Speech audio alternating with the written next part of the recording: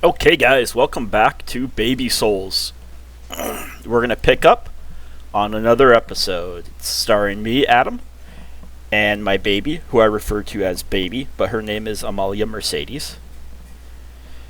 So we are back here in Majula. We just beat the Lost Sinner, which is the first of the four old ones, the easiest of the four old ones, and a lot of people consider the best fight of the four old ones.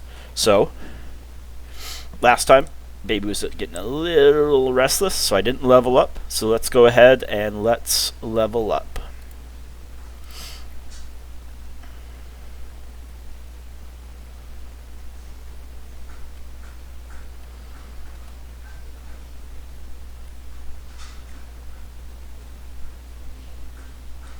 I'm going to adjust the audio just slightly.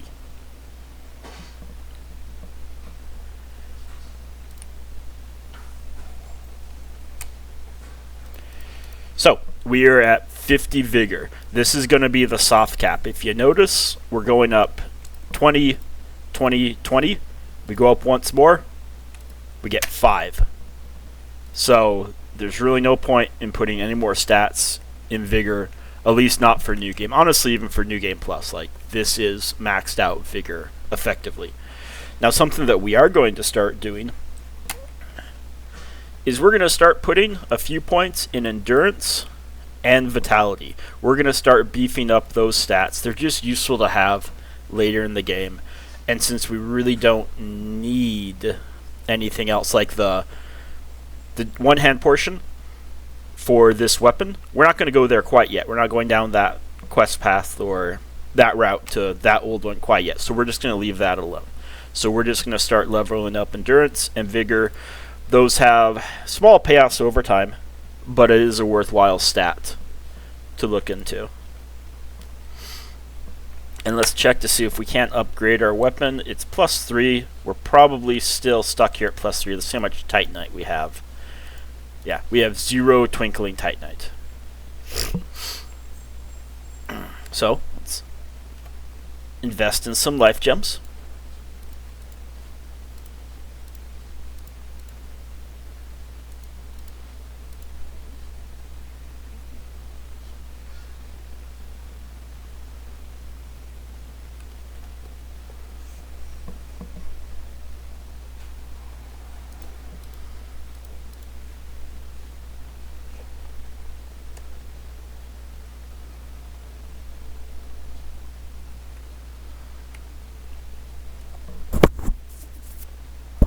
We're going to head down here and we're going to talk to one of the NPCs that we met over in Hyde's Tower of Flame. This is Lydia. We don't like her. She's a liar. So she's going to lie to us right now.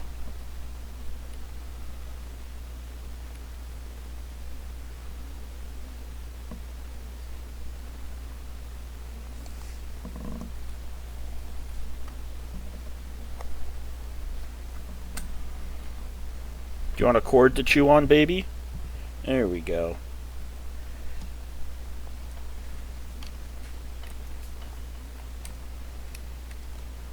So, for 2,000 souls, she will activate this rotunda and move the path from over here to, like, over here somewhere. We can see the pass through right there. But we're not going to pay 2,000 souls.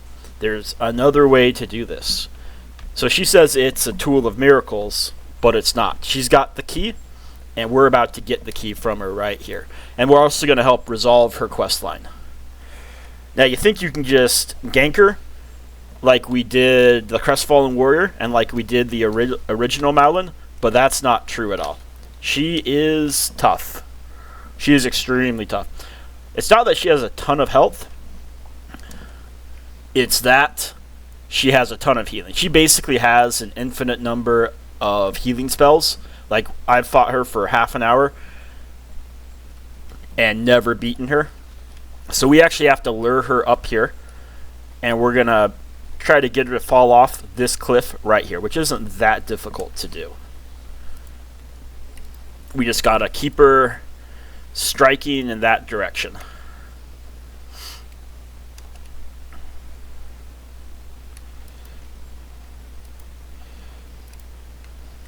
And I think we may be able to get it right here. Just a little more. One more.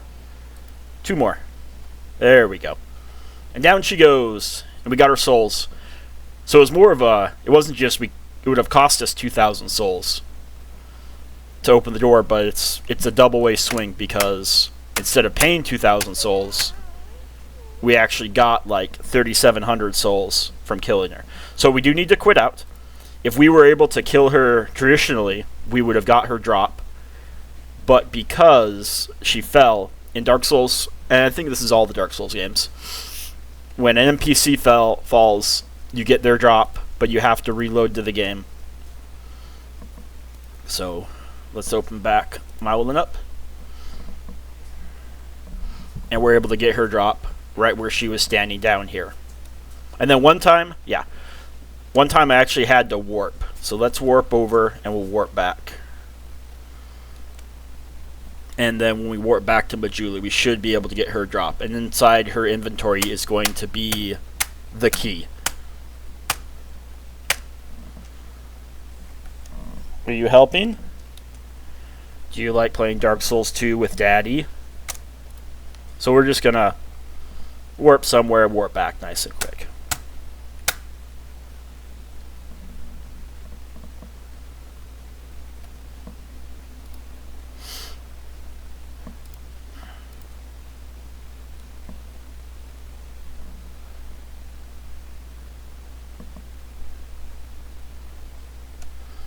And we should be able to come back here and grab her drop. Dark Souls 2 is actually pretty good about not letting just items go away. In Dark Souls Remastered, if you just don't pick up an item off the ground, you may just lose that item. It just may be gone forever. Okay, so here we go. And we got the Idol's Chime, which is her weapon, and then Rotunda Lockstone. So do we need the miracle? No. She was just trying to milk us for 2,000 souls.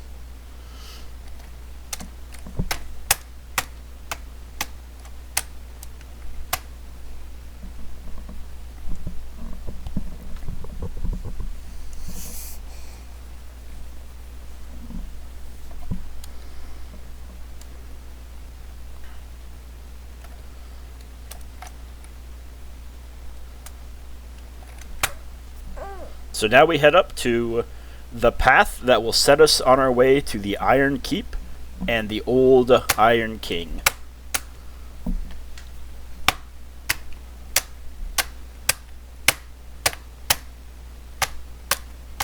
That's right, you're helping Daddy play.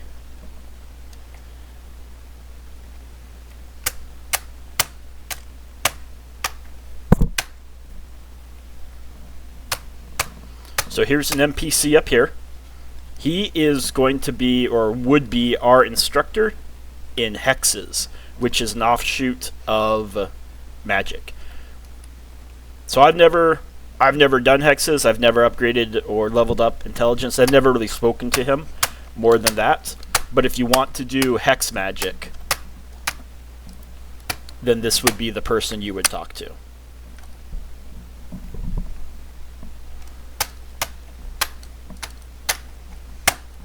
And if you're watching this, Baby and I run a 2-keyboard setup. So there's only one mouse, there's only one microphone, but there's 2 keyboards. Okay, now she's pushing my keyboard over. Not every keyboard has the same level of input into the game. Some would say that my keyboard controls the controller more than her keyboard does. But she likes her keyboard, and she knows what a keyboard is.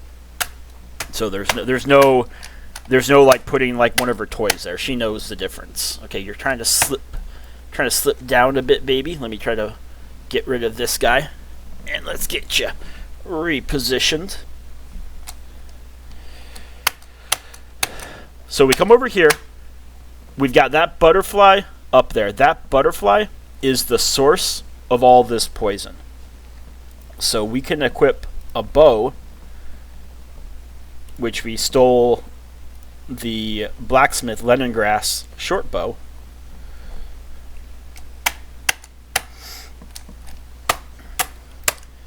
And we can kill this butterfly. I believe ranged is the only way to get it killed.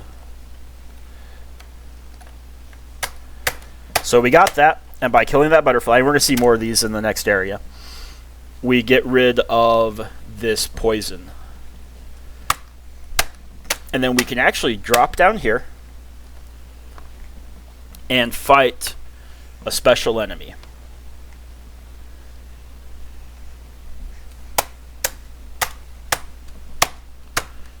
Okay, so there's another butterfly. It poisoned us, which poison pretty stout in this game. So let's just heal, and let's go down here, and we can fight this large gecko. Functionally, it's the same as a small gecko. It's really not that much harder. Oh, don't push daddy's keyboard. A bad baby pushes daddy's keyboard. And we get 3 large Titanite shards. We get poison moss. And we gotta deal with this butterfly.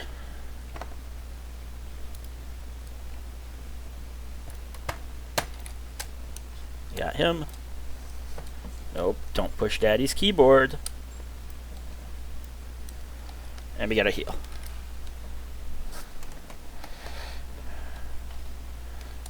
And is there one more? There we go. That should be all of them.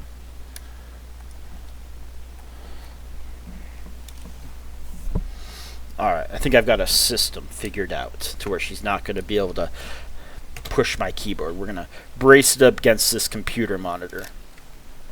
Let me just make sure my camera's working still.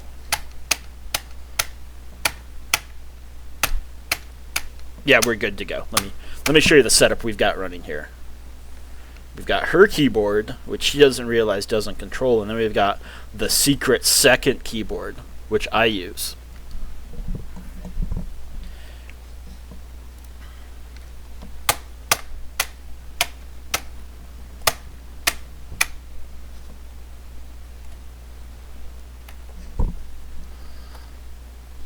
We got the stuff that they dropped, and there's even a chest down here.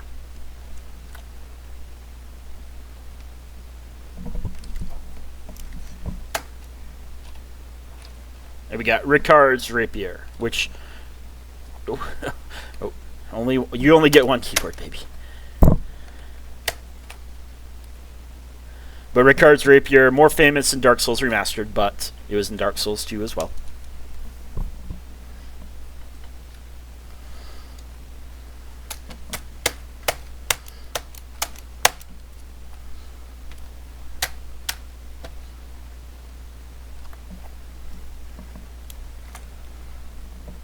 And we ride the elevator up, and it's going to take us to this little haunted mansion. And we're going to pop 1 life gem just to top off health, because we lost quite a bit to that poison.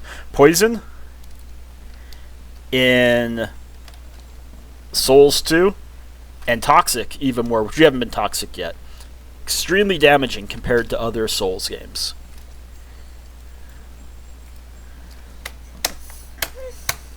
So we've got down. We'll go down. There's really nothing much down here. You could light things up. Probably a leftover artifact. No. Probably a leftover artifact from... Nope, I don't want to die. Baby, no. Baby.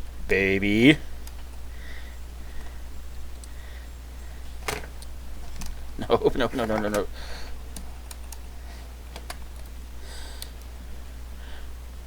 But yeah. The torches, the sconces, probably a leftover artifact for when lighting was going to be a bigger deal in this game. There's no need to light anything up. It doesn't accomplish anything. She's getting just a little too energetic for me today. Who wants a computer cord to chew on? Who wants their computer cord?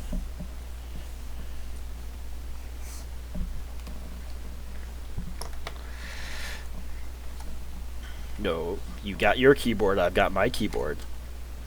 So yeah, down this hole, there's nothing down that hole. There's no reason to drop down that hole. No.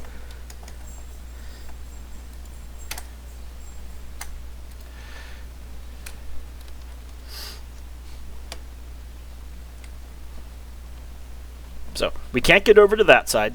That side would be the entrance that we would normally take.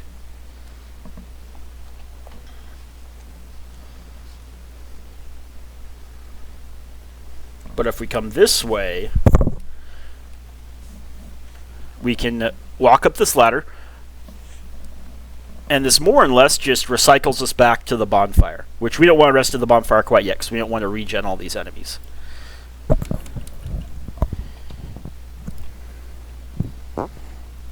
That's right, Baby's helping. Baby understands Dark Souls 2 strategy.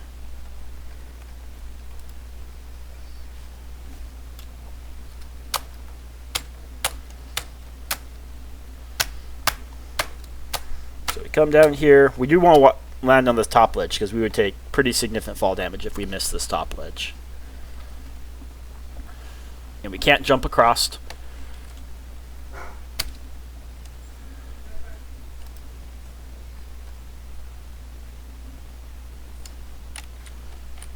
So we're just going to come down here. That and below, that's just a drop.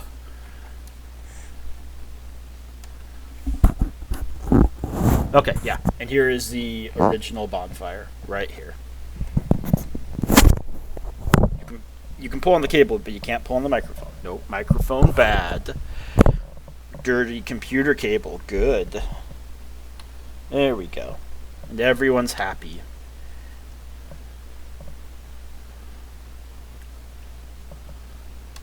So now, let's say we hadn't dropped, because there's no point in dropping again. We would follow this path over this way. Kill this guy. He doesn't give us many souls, but we enjoyed killing him.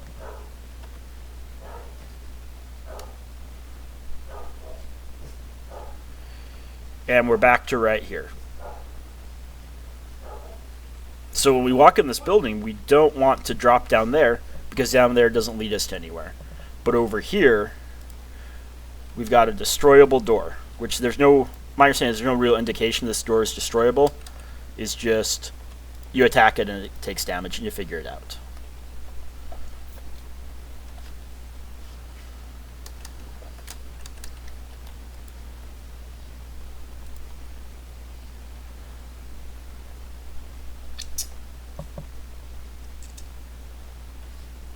So now we're over here.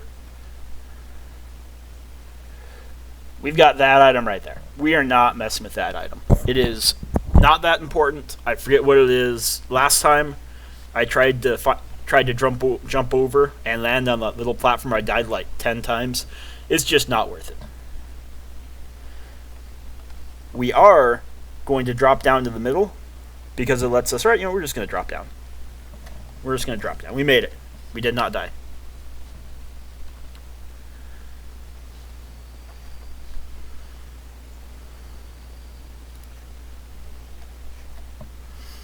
But we can come over here.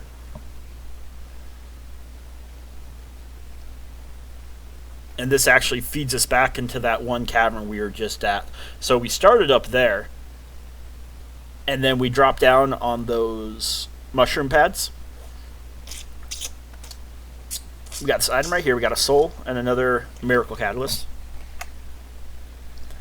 And there's a way to like drop on one pad specifically to... Nah, we're not going to go with that. That's just a drop from a butterfly.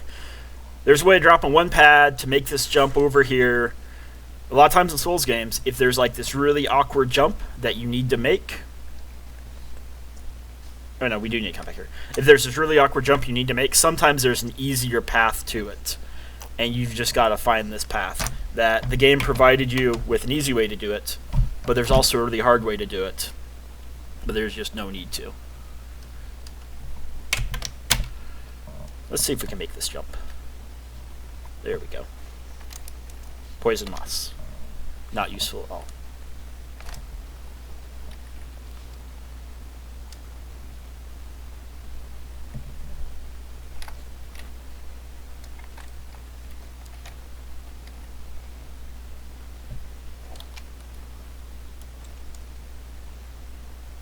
Right, who likes their computer cord? Who likes their computer cord?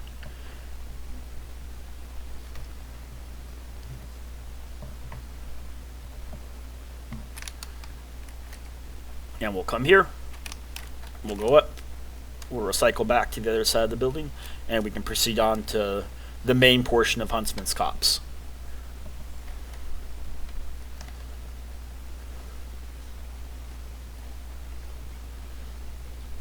I remember in Souls 2, if you just like straight walk off a cliff, you tend to vault yourself off. We don't want that. So it's better to protect yourself and kind of walk off at an angle so a wall catches you as you fall. We got that one enemy right here.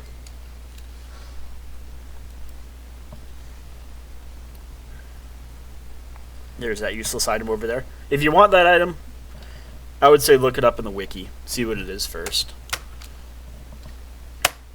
And then see if it's worth your time to jump over. Because it's not so much that you miss the jump and there's an easy reset. No, if you miss the jump, you either fall or you're taking like the long way around.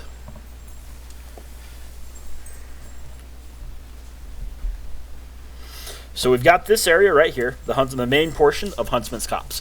There is an optional boss that's pretty hard. Not so much the boss is hard, but the way to the boss is hard, which is the Executioner's Chariot. And once we deal with these enemies, we should be able to see up there. That's where his boss arena is at. We need to go over to this bridge right here. We've also got just a standard boss that if we follow things up to the right, we're able to beat the standard boss and progress to the next area. We're going to explore down here first. There is a couple of useful items, and there's an NPC that we need to unlock down here. Let's see if we can't backstab this guy. Nope.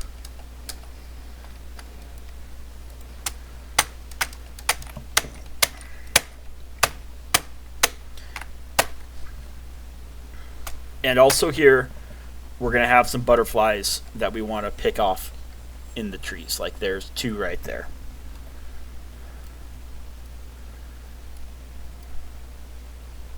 Let's see if we can actually get over to him. Nope, got to pick up a different position. There we go. We should be able to get him from here. There we go. Is there any more? And typically I don't use ranged, but for something like this, where they put the enemy outside of any melee weapon, you might as well use ranged. Like it's not cheating to use ranged.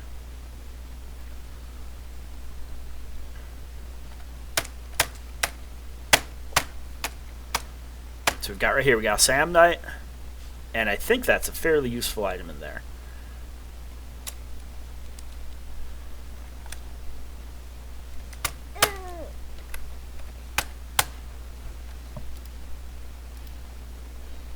Remember, we've got a metal chest, so there's really no danger in finding next to us. Not going to get destroyed. Okay, so we got a miracle. We got this dude.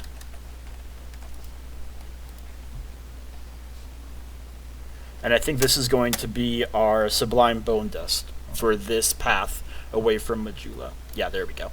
So we're going to be able to go back to Majula and upgrade our Estus Flask +2. And a lot of people are going to. Like, if you're struggling with the game a bit,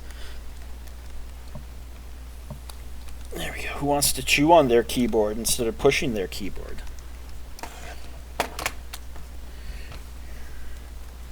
Sometimes if I turn the keyboard diagonally, she'll chew on it instead of push it away. But yeah, if you're struggling with the game, especially the first half of the game, a lot of times it's very easy to go down all the 4 paths that lead to all the 4 old ones. And just grab all the Sublime Bone Dusts. And you'll be able to have a +4. Who wants to chew on their keyboard? You're able to have a +4 Estus Flask pretty quickly in the game, and that's a ton of healing for the amount of health you have.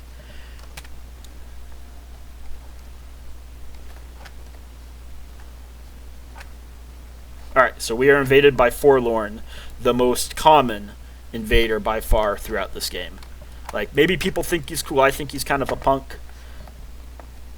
he'll vary between this like short version of a greatsword and sometimes I think like a pitchfork.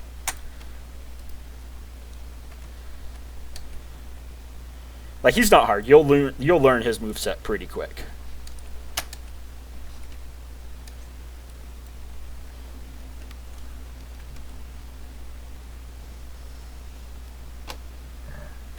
Alright, we got him. And we got a useless reward, which is the way it works. In real life, too.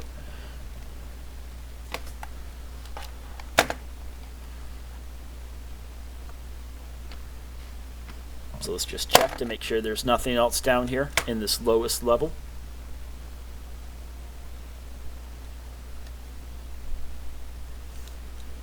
We got this dude right here.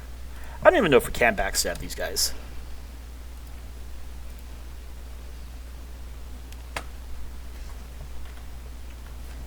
Come on, baby. Be a good baby and chew on the computer cable. Here we go. Here we go. Wants a computer cable. No. She don't want no computer cable.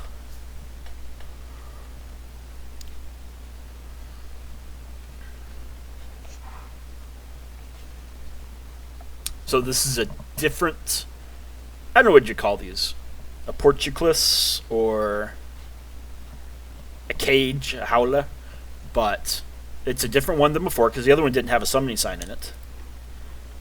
Let's grab these guys because we're smart. Because devs ain't going to get us. And we get some random NPC summon.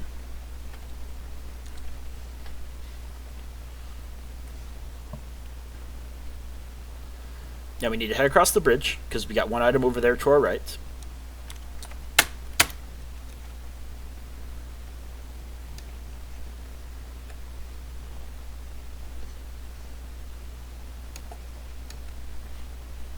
Well, that guy's kind of sneaky.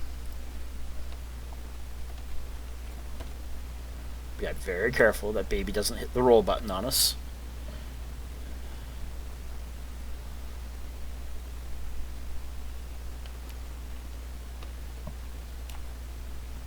Now we are going to start working our way up.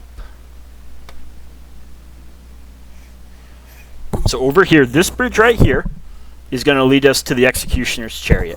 We are going to go there.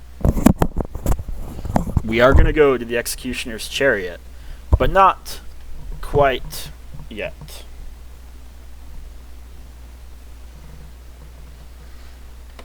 We want to unlock the next bonfire. While we've got like more than half of this level cleared out, we want to unlock the next bonfire just for the sake of simplicity.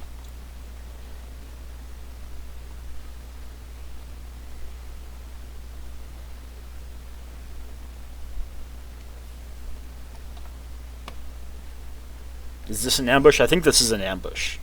We might have got one of our ambushes right now. Yep, we've got an ambush.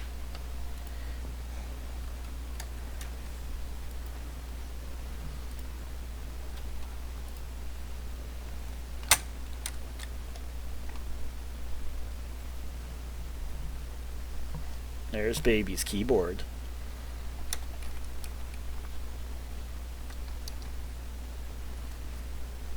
This is her favorite game. I don't know if I've mentioned that.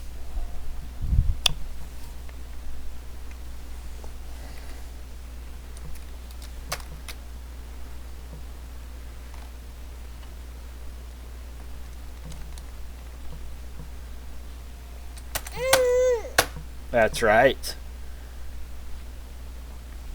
So there's the bonfire, and there's an NPC in there. It's locked. We can't quite open it yet.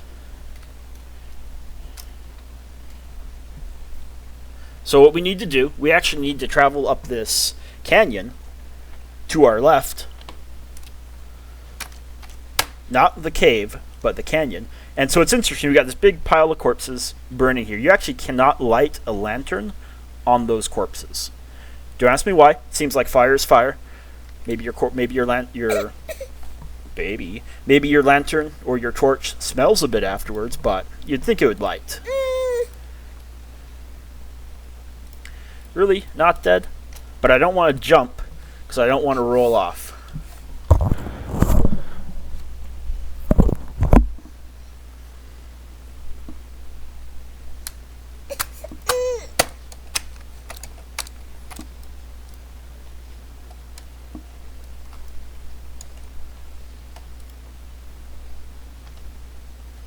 I swear there's a third enemy right here.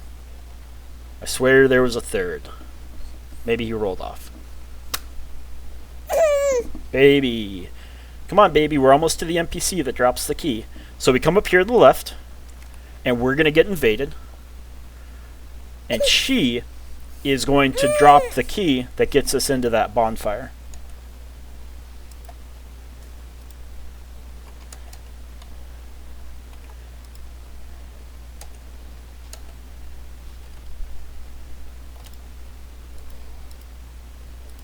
And we got her. We're just going to stun lock her.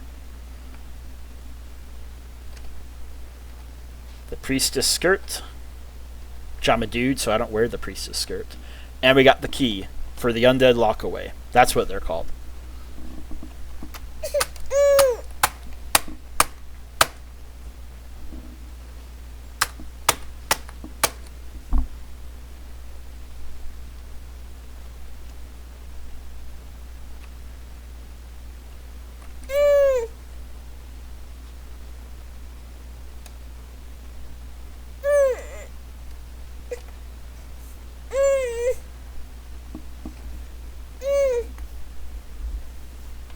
Who wants a computer cable? And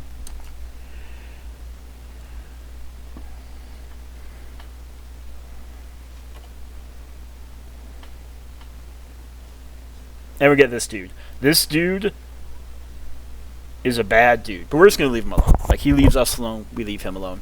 If you remember back to the Forest of the Fallen Giants, we had Pate, who gave us our soapstone. This guy doesn't like Pate. Also, I believe he is the brother of Lucatiel, and she is looking for him. Like, that's cool. We're not going to mess with him.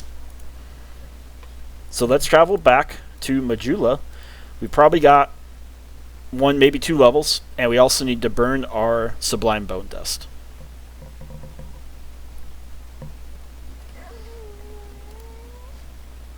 No, we don't want to burn a bonfire stick. We want to burn Sublime Bone Dust. Now our Estus Flask is +2.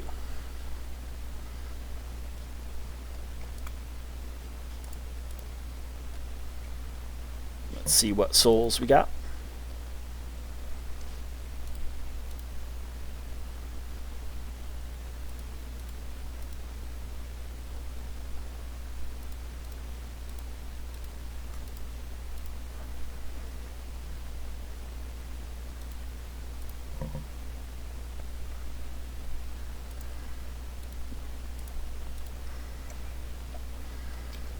Maybe we can get 2 levels out of this. We'll see.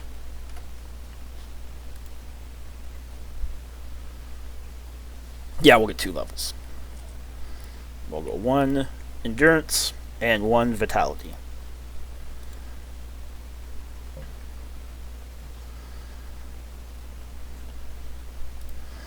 And let's go grab some life gems. And if you ever hit 99 life gems, which we're getting probably pretty close, you can always buy the Radiant Life Gems. That's an upgraded version, but she only sells 10. You can buy some Human Effigies, and you can buy the Bright Bug.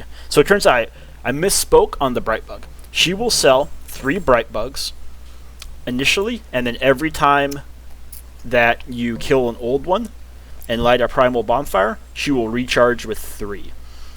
Every time you light a Primal Bonfire, the price goes up. I believe it doubles. Now, I don't typically use the Bright Bugs. Like, they are more for, like, the hardest bosses. But because the supply is limited, I never really got into using them that much. So we can go back to Huntsman's Copse. And let's head to the Undead Lockaway. We're actually going to go fight the area boss first, and then we'll circle back and fight the Executioner's Chariot. Probably not in an episode of Baby Souls, because that's kind of a hard boss. So now we're going to turn to our right. If we went back across to our left, we could fight the boss. We could pretty much just run to the boss and fight him right now. Not a big deal.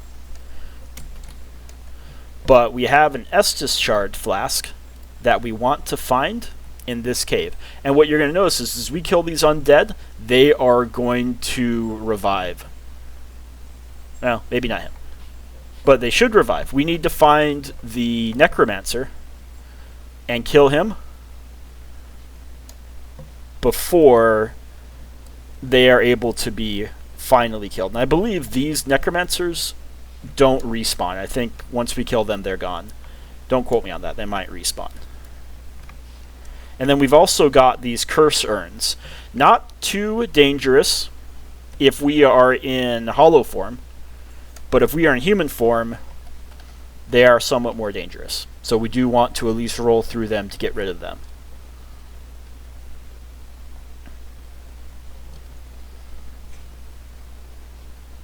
So we got this shortcut over here, which we can't access. We have to run around the long way. And I believe the hole to our left is simply just a hole. There's no way for us to drop down onto anything.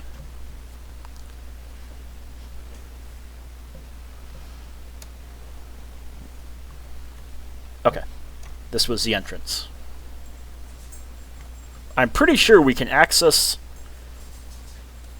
the other side of that gate just following this. When in doubt, in Dark Souls, just follow the wall to your right, and it'll tell you pretty quick if you are able to go a different way.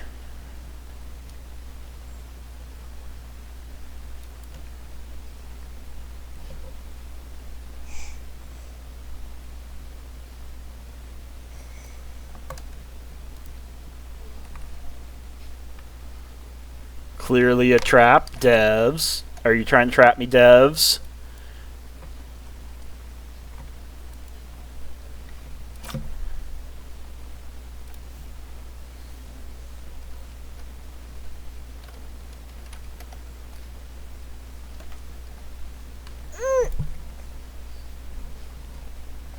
Oh, who lost their computer cable? Who lost their computer cable? There we go. No, good baby chews on her computer cable. Plays on her keyboard. Bad baby cries.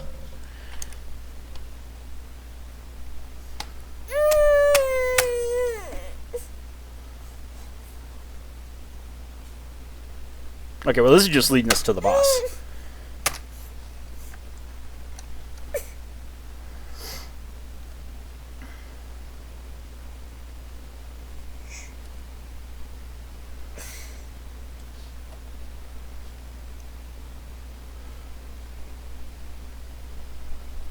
Okay, there's the boss right there. We're going to skip the boss because we want our Estus Flask shard.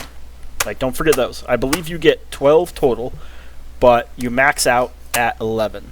So theoretically, you could skip one or miss one, and it's not going to affect you that heavily. Did that guy die? No, that guy didn't die. But the Necromancer's just up here. And off you go.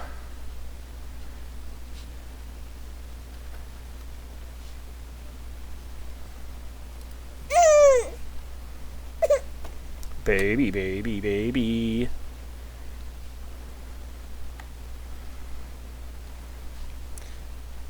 So, we got this. You can roll off. It's very easy to roll off if you over jump these. So we're going to approach it from the long way. And then we just need to pick up enough speed and turn to roll off again. Because you can only roll, you can only jump, not roll, but you can only jump when you're running. If you're walking, there we go. And we'll unlock this. If you're walking, there's no way to jump. You'll just walk off. And what happens is, let's say you were to deplete your stamina. Well, now you've got that debuff on you where you can't run. So you deplete your stamina. Let's do this right here. We ran. Well, now we want to run again. So we're walking. We're trying to run. I'm trying to hit the run button. I'm trying to hit the jump button. Because my stamina didn't reach 100% again, I just walk, and when I think I'm going to run and I think I'm going to jump, I'm just going to walk to my death.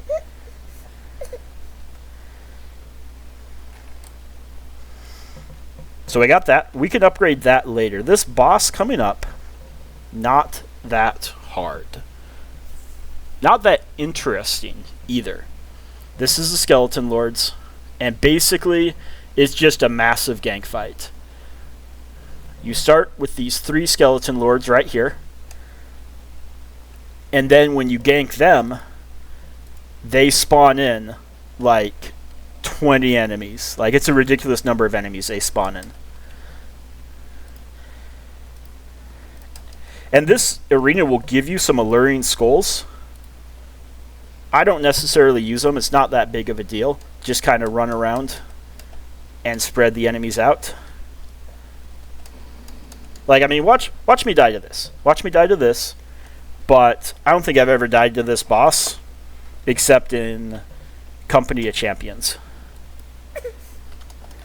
And then, with all these ganks, with all these enemies, there's only 1 health bar. So just, it whittles down with the total health of all the enemies. And then just the fight becomes easier as you eliminate enemies instead of simply damaging them.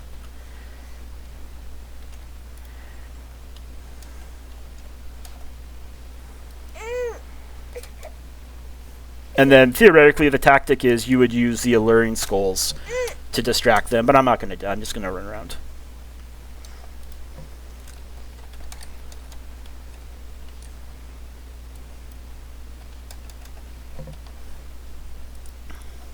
And it's manageable. Like, you can kill all 3 Skeleton Lords first,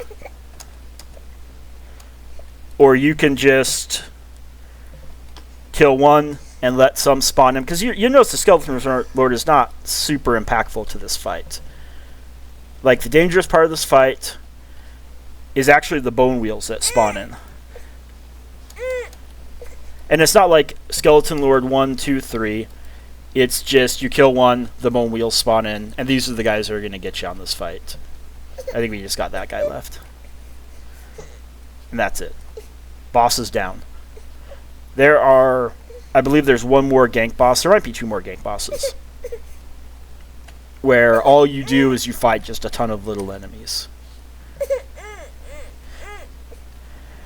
And so, we killed the boss. We're in the Huntsman's Copse. The next boss that we're going to go to is going to be the Executioner's Chariot, but Baby's getting a little fussy. And then we've also got to progress on to... the poison area, whose name is escaping me right now. So thank you guys for watching this episode of Baby Souls, and we'll see you next time.